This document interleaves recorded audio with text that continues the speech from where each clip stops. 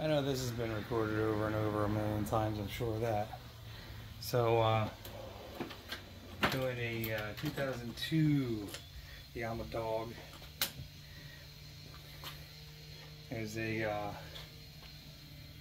19mm cap for your oil. It's a screen. Always clean your screen out in there. Clean the spring out. I use a drywall pan to catch that. Screen goes inward. Spring goes on your thingamajigger like that. And I know someone's gonna be like, "Oh, use clean oil." That's just the O-ring here, and it already had oil on it to begin with. But that being said,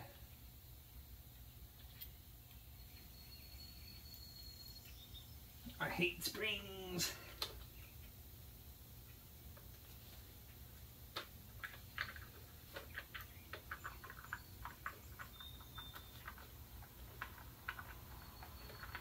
And ideally, you should remove your pan from under there so that you don't accidentally drop your tools in there. But you can see that was some dirty stuff. I honestly don't remember the last time I changed it. It's been a while since I really ran the Yama Dog. Could never quite get it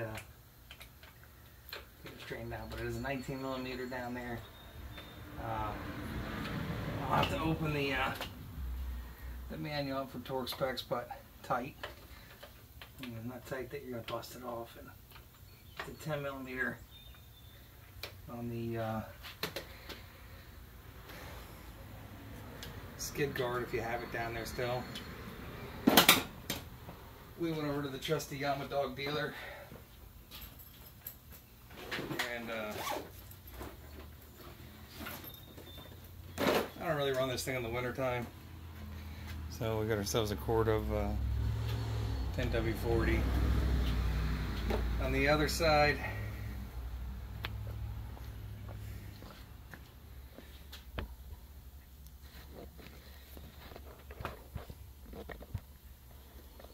right there in that hole there, that is 2 8mm, I think.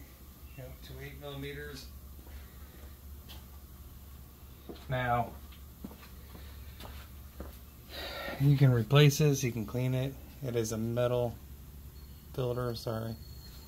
I'm really zoomed in there, I guess, at the point in time. But if the rubber looks like crap on either side, make sure you replace this. These holes go on the inside, and this goes up against your cover. I clean mine out, blow it out.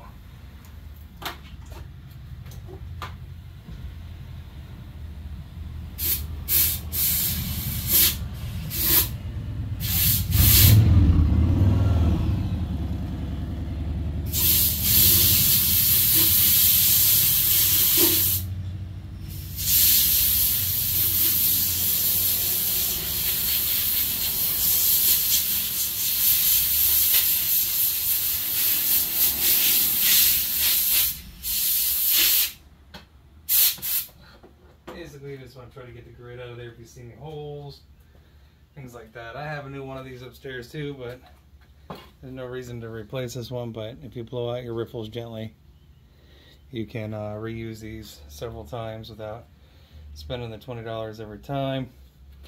Entirely up to you. And then it just sets in there. If it is a brand new one, you want to put a little oil on there. Sometimes you can use grease on the end of these. Just to hold it in place. Same thing inside here. Recommend that you inspect this, replace it if necessary. Make sure you lube it up. This one's already lubed, but nothing like a train or buttocks. And then And make sure you have these in the right spots, because if you don't, I'll have some big worries. So short one, Allen key on the bottom. They do that on purpose so you don't get the Allen key in the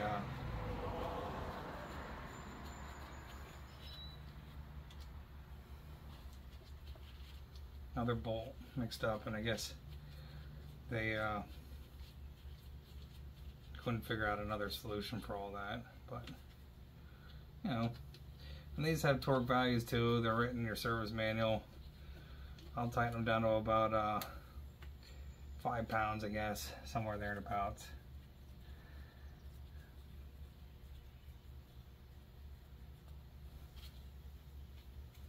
For a set of brakes and Yama lube, it was $33.86. I wish I had a power sports store. I would just ride toys all day long. Same thing here. I mean, yeah, this is, oh, and I'll tell you what the Allen key size here is. The Allen key size is 5 millimeters.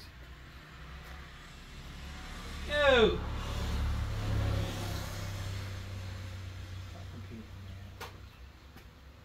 YouTube will kick me off for that one.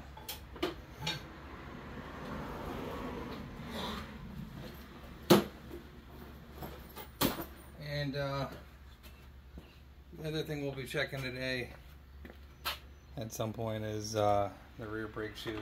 I have never done them in my ownership. I don't remember how many miles were on this when I got it. Honestly, I guess I could look at the service manual, but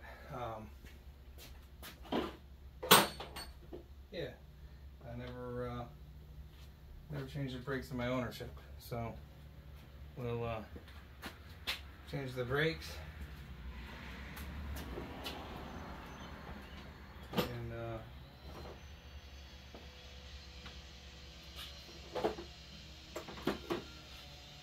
enjoy this guy for a little bit. Like I said, this is should be about 5 foot-pounds, somewhere there and about. Service manual tells you. I gotta take this little ratchet back, but let's make sure it's tight but not over tight, because you will strip and break them out.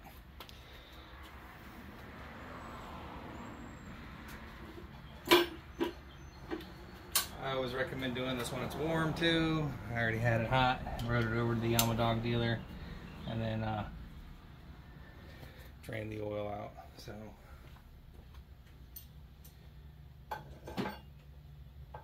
happy days.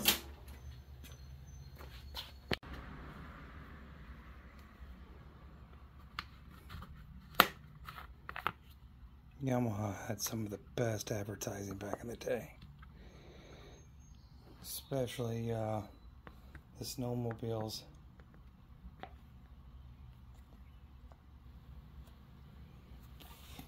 like how there's a tab here. Supposed to be a tab. But there's nothing to actually grab there, so.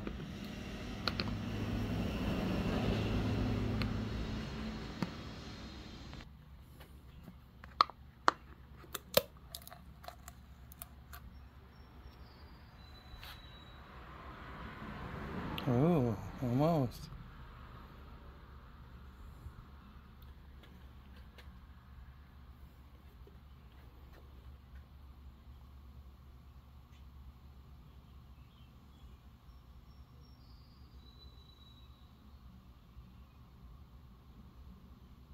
It's funny because there's a display in the Yama Dog dealer, and it has like conventional oil. And it's like just like a piece of plastic with some dirty brown something or another in it. And then there's the Yama Dog lube, and it's all clear, and it's got a twisted little piece of plastic that's all nice and clear. Yeah, oil. That's what we're doing maintenance here. We'll document this a little bit. 22, if you have a impact wrench, 19 on this side. Take note of where your stop is at. That'll be important for reassembling the bike. Gently roll your chain off on the other side. It's a 10mm on here. You need to break it out. Mine are, there is a wear indicator actually on this, and mine are way past the wear indicator, so I wouldn't expect anything less than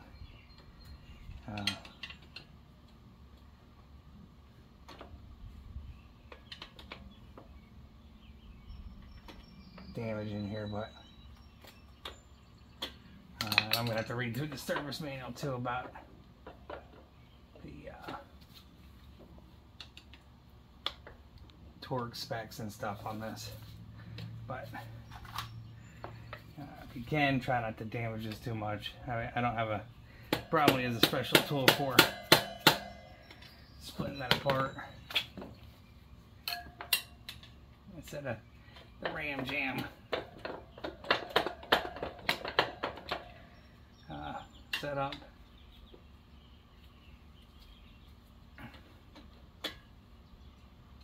Be nice if I could. There we go. You put this back together. Maybe add a little bit of lube to it too. Might make it a little easier to disassemble sometime in the future.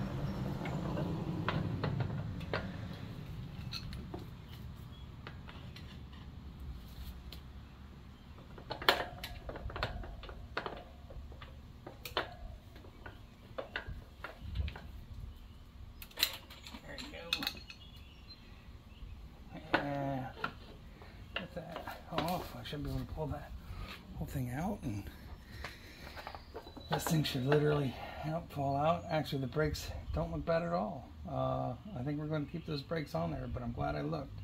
We'll clean it up, and maybe I'll even take those brakes back. I mean, I don't think I'll ever